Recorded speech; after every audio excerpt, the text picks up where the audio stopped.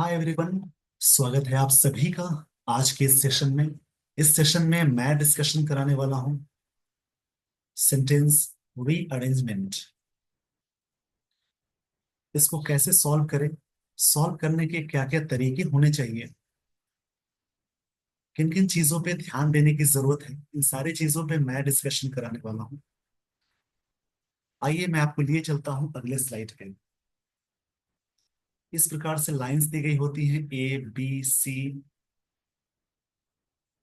Next slide पे भी कुछ लाइंस है D और E। यहाँ पे टोटल 5 लाइंस दी गई है, कभी कभी 6 लाइंस पे मिलती है। एक स्टोरी होती है जिसको इधर उधर करके दिया गया होता है, मतलब ये जो लाइंस है ये सीक्वेंस में नहीं है, ऑर्डर में नहीं है, मतलब अलग अलग दी जाने वाली लाइंस है। तो ये सारी लाइंस को अरेंज करके एक सीक्वेंस में यानी ऑर्डर में अरेंज करना होता है। देखिए, इसको सॉल्व करने के लिए सबसे जरूरी चीज है रीड ऑल सेंटेंस, यानी रीड ऑल द सेंटेंसेस। सारी लाइंस को यानी सारे सेंटेंसेस को सॉल्व रीड करना है सबसे पहले। सॉल्व करने से पहले रीडिंग के दौरान आपको देखना है ओपनिंग सेंटेंस कहाँ है, यानी कोई भी लाइन होगी जो इंडिपेंडेंट लाइन होगी। ओपनिंग सेंटेंस में एक स्टेटमेंट की बात होती है, नाउन से सेंटेंस शुरू हो सकता है या किसी टॉपिक के बारे में स्टार्टिंग लाइन होती है, इंट्रोडक्शन वाली लाइन हो सकती है। तो उसको ध्यान देना है। उसके बाद आगे आपको करना है मतलब मेक पेयर, पेयर बनाना होता है। जैसे मान लीजिए कहीं नाउन दिया हुआ है, उसके लिए प्रोनाउन भी होगा आगे, उसके लिए पजेशन भी होगा, जैसा सब्जेक्ट उस प्रकार से पजेशन वर्ब या सेंटेंस कनेक्टर्स वाले वर्ड होते हैं, कंजंक्शंस, वो सारे अटैच करके देखने होंगे कि कैसे कैसे वो सारी बातें अटैच हो जाएंगी। जैसे मान लीजिए बी और सी का पेयर हो सकता है, सी और ए का पेयर हो सकता है, तो ये सारे पेयर्स बनाने हैं आपको। उसके बाद लास्ट में ध्यान देना होता है कंक्लूजन पे। कंक्लूजन का मतलब होता है निष्कर्ष। निष्कर्ष पे ध्यान देना पड़ेगा कि कैसे आपको देखना है कि लास्ट लाइन कौन सी होनी चाहिए। देखिए, इस प्रकार से चीजें आपको ध्यान देनी होती है। कंक्लूजन के बारे में बात कही जा रही है, इसको मैं यहाँ पे सही से लिख देता हूँ। देखिए, लास्ट जो लास्ट में जो चीजें ध्यान देने की जरूरत है वो है conclusion.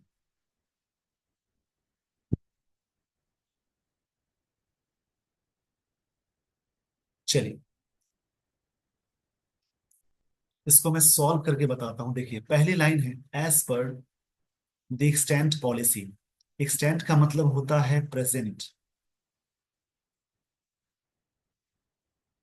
FDI up to 100% is allowed. FDI का मतलब होता है फॉरेन डायरेक्ट इन्वेस्टमेंट। ये चीजें अलाउ होती है 100% अंडर द ऑटोमेटिक रूट के तहत in most of the sectors और एक्टिविटीज में। मतलब जो अभी करंट यानी जो प्रेजेंट पॉलिसी है, एफडीआई अप टू 100% अलाउ है under the automatic automatic route के तहत in most of the sectors और एक्टिविटीज में। ये पहली लाइन हो गई। तो यहाँ पे ना ये एज पर बात हो रही है, मतलब आगे कुछ बातें होंगी तभी इसको जोड़ेंगे, तो पहली लाइन नहीं हो सकती। सेकेंड लाइन ये है government of India embarked on. Embarked on का मतलब होता है स्टार्ट करना। एम्बार्क्ड ऑन का मतलब होगा स्टार्ट करना मेजर इकोनॉमिक रिफॉर्म्स, मतलब जो इकोनॉमिक रिफॉर्म सुधार को शुरू किया सिंस मिड 1991, 1991 के बीच की बात हो रही है, उस समय से। With a view to integrating with the world economy. Integrating मतलब जोड़ना होता है, दुनिया को इकोनॉमी को जोड़ने के उद्देश्य से। And to emerge as significant player in the globalisation process में, यानी वैश्वीकरण जो होता है, जो दुनिया को जोड़ने वाला जो प्रोसेस होता है, उसको यहाँ पे बताई जा रही है, उस प्रोसेस के रिगार्डिंग। तो ये कुछ हद तक इंडिपेंडेंट सेंटेंस लग रहा है, लेकिन जब तक पूरी लाइंस को आप ना रीड करें आंसर नहीं करेंगे। Investors are only required to notify. Notify मतलब इंडिकेट करना होता है। इन्वेस्टर्स जो है आर ओनली रिक्वायर्ड, उनको जरूरत होता है नोटिफाई करना the regional office concern of RBI within 30 days of receipt of inward, मतलब इनसाइड रेमिटेंस के तहत। रेमिटेंस का मतलब होता है जैसे मनी को बोलते हैं। देखिए, रेमिटेंस इसका मतलब होता है जैसे एक तरह से पेमेंट या फी को बोलते हैं, मनी ऑर्डर को बोलते हैं। इसको याद रखेंगे। एंड फाइल करना है the required documents with that office, उस ऑफिस के साथ within 30 days of issue of shares to foreign investors को जो शेयर इशू हो जाता है। मतलब यहाँ पे बात ये कही जा रही है कि investors are only required to notify, investors को रिक्वायर्ड किया जाता है नोटिफाई करने के लिए regional office, concerned of RBI within 30 days of receipt, inward remittance, and file required documents with that office within 30 days of issue of shares। जो share issue होता है टू फॉरेन इन्वेस्टर्स को, उसको ना इन्वेस्टर्स को नोटिफाई करना होता है आरबीआई को 30 days के अंदर, जब से रिसीट मिलता है उसको। इस सारी बातें कही जा रही हैं। तो ये यहाँ पे ना, ये पहली लाइन नहीं होगी। इन तीनों सेंटेंस में जो इंडिपेंडेंट सेंटेंस है वो बी है। रिफॉर्म्स अंडरटेकन, उसमें रिफॉर्म्स की बात हो रही थी, यहाँ पे उसी रिफॉर्म्स के बारे में चर्चा हो रही है। यानी कहीं ना कहीं से बी और डी पेयर बनाया।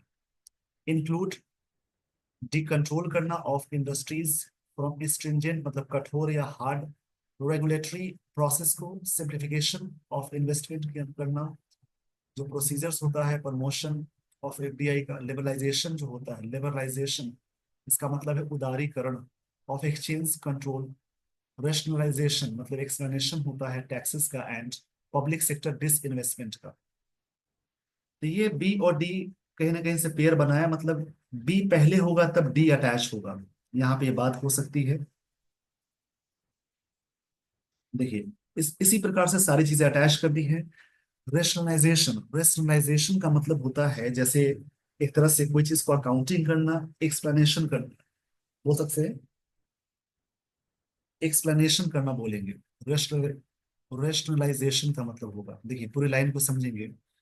रिफॉर्म्स अंडरटेकन होता है इंक्लूड, डी कंट्रोल करना मतलब छोड़ना, of industries from stringent regulatory process के साथ जो होता है। सिंप्लीफिकेशन मतलब होता है ऑफ इन्वेस्टमेंट का मतलब है प्रोसीजर का, किसी इन्वेस्टमेंट प्रोसीजर को और भी सिंप्लीफिकेशन करना मतलब इजी करना, सरलीकरण कह सकते हैं।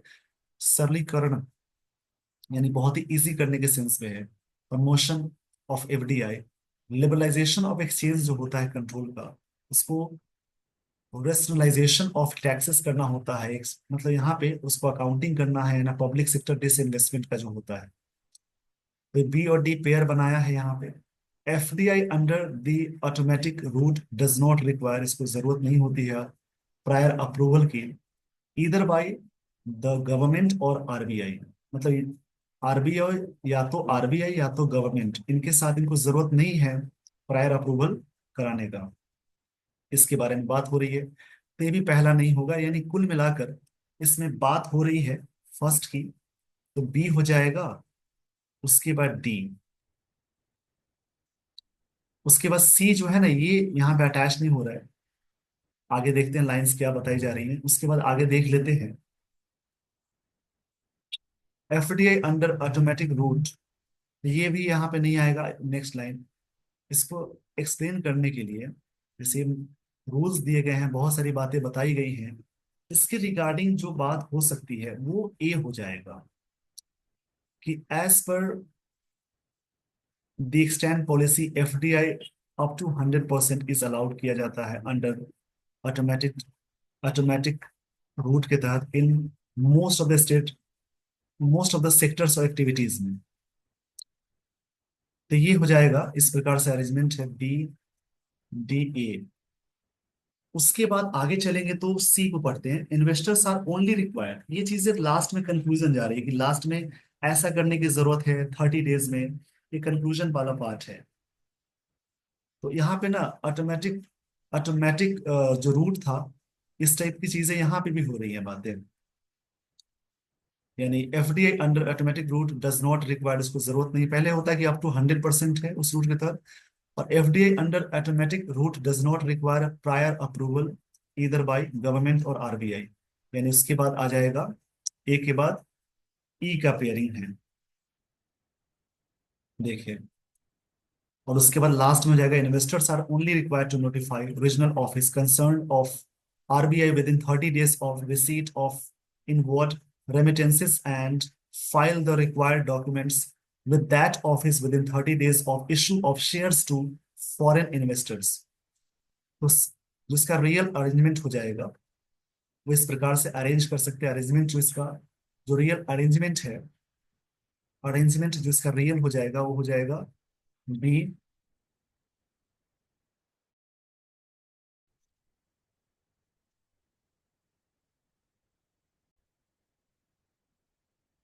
देखिए ध्यान से समझेंगे, यहाँ पे जो इस प्रकार से अरेंज करके जो अरेंजमेंट होगा वो होगा बी, उसके बाद डी है, ए है, ई है और सी है।